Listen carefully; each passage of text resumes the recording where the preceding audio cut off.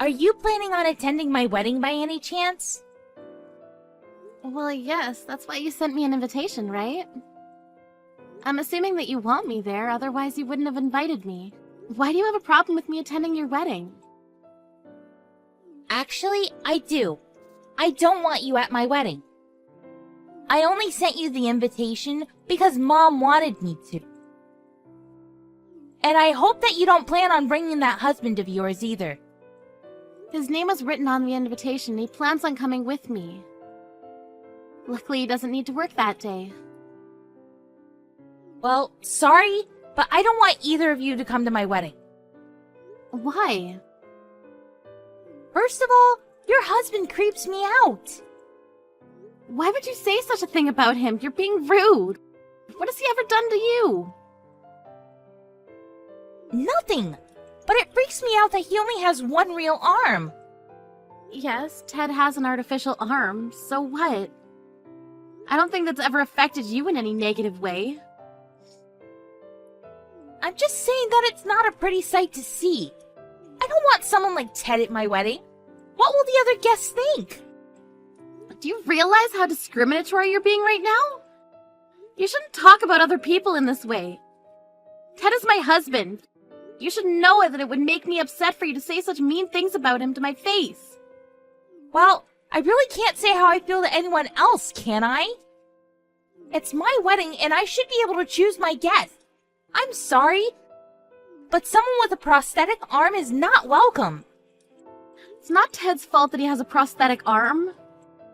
We're sisters, so I can put up with you saying mean things about me, but not about my husband. I want you to stop. What gives you the right to be so self-righteous? I love Ted, and I won't have anyone saying bad things about him. How can you love Ted so much? He only has one working arm. Doesn't that turn you off? He's not normal. Why did you go out of your way to marry someone that has a disability? Oh, I guess it's a matter of normal guys not being attracted to you, huh? Ted is like any other man out there. Why are you discriminating against him because of his arm? Can we change the subject now? I don't want to talk about this with you anymore. You need to grow up for the sake of your fiancé, too. You're 30 years old. You should keep certain feelings to yourself. I like to be honest and open about the way I feel. I guess we're gonna have to agree to disagree then. If you don't want Ted and I to come to your wedding, we won't. Are you happy now? Yes, that's what I want. Please don't say anything about this to Mom, though. I don't want her to make a big deal out of this.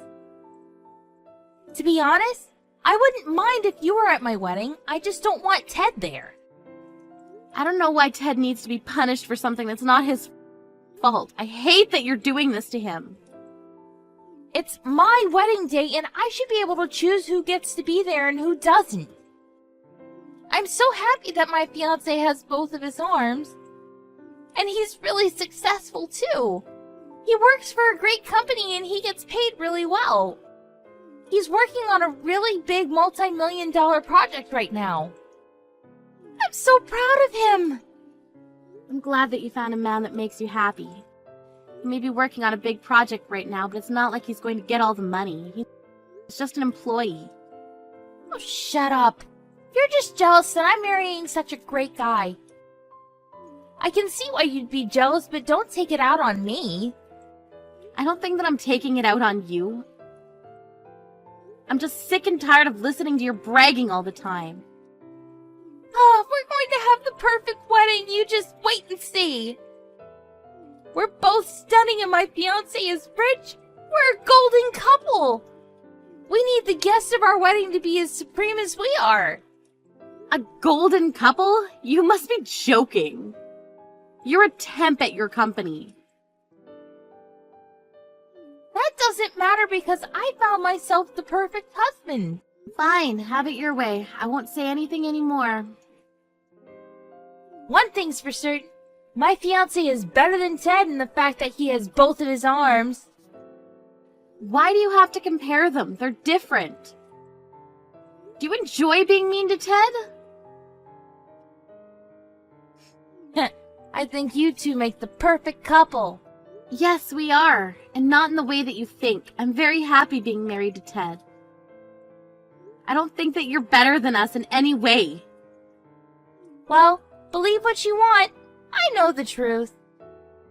I guess our truths are different then. I'll try to make it to your wedding if I can. I'll let you know once I've decided. If you don't want me there, I'm happy to not attend as well. I already made up my mind. You can come, but not Ted. Well, if Ted's not invited, then I'm not going either. Have a great wedding, Helen. Why are you at my wedding? You said you wouldn't come. And you brought Ted with you. How could you do this to me? It's more like, how could you do that to Ted? I know that you don't like him, but did you really have to pour wine onto his head? What were you thinking? What you did was unforgivable. Well, it's your fault for ignoring my wishes. I'm the one that should be angry, not you. What the hell is wrong with you, Helen? I told you not to bring your disabled husband to my wedding. How many times do I have to tell you that? You told me that you wouldn't come to my wedding if Ted wasn't invited. Why did you change your mind? You did the one thing I asked you not to do. You brought Ted. Did you want to ruin my wedding? Is that what this is all about? I did not ruin anything. You're the one that made a scene by pouring wine on Ted. So you're placing the blame on me then? You're the one that kicked us out of your wedding even though we didn't do anything wrong. You're the one that should feel ashamed about all of this. I told you that I wouldn't be at your wedding, but Ted was invited as one of the groom's guests and I accompanied him as his wife. You're not making any sense right now. Why would Ted be invited as one of the groom's guests? I'm sure that he just wanted to take part in this wedding, so he must have lied to you about getting an invitation from my fiancé. Who does that? Well, he should have never come. He doesn't belong there. You're unbelievable, Helen, and so rude. I'm ashamed to be your sister. I can say the same thing right back at you. Why did you marry Ted in the first place? Doesn't his prosthetic arm creep you out? I don't ever want to see either of you at the wedding reception again. Are you sure that this is what you want? Yes, I'm sure. Now please leave. We're leaving then. I hope you're happy. Let me just say this, though. Ted is a CEO, and he's one of your husband's big clients. What? But I guess it doesn't matter to you. Your husband's the one that's going to have to deal with the aftermath.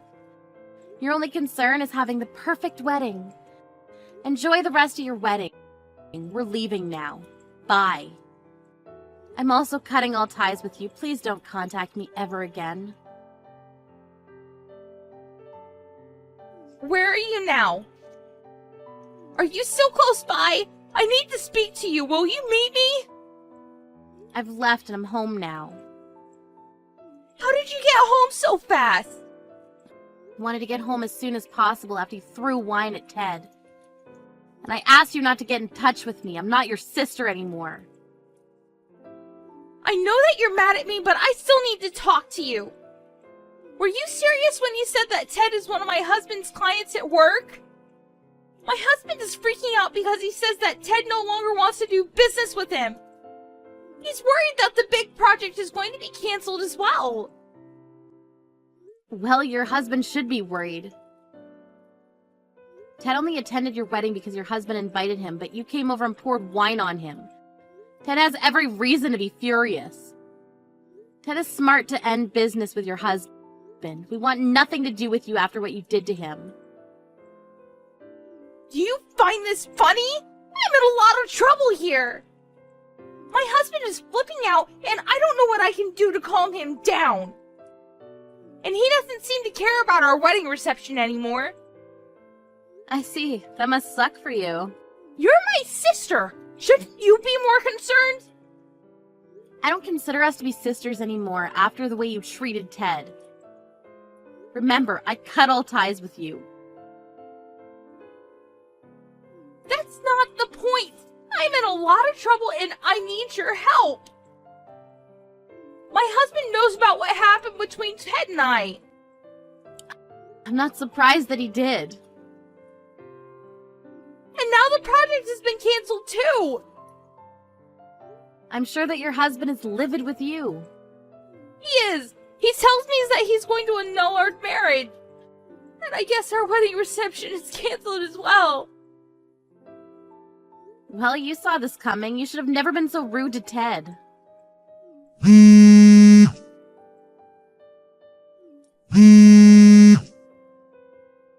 Will you please pick up my call? Why should I? I have nothing to say to you.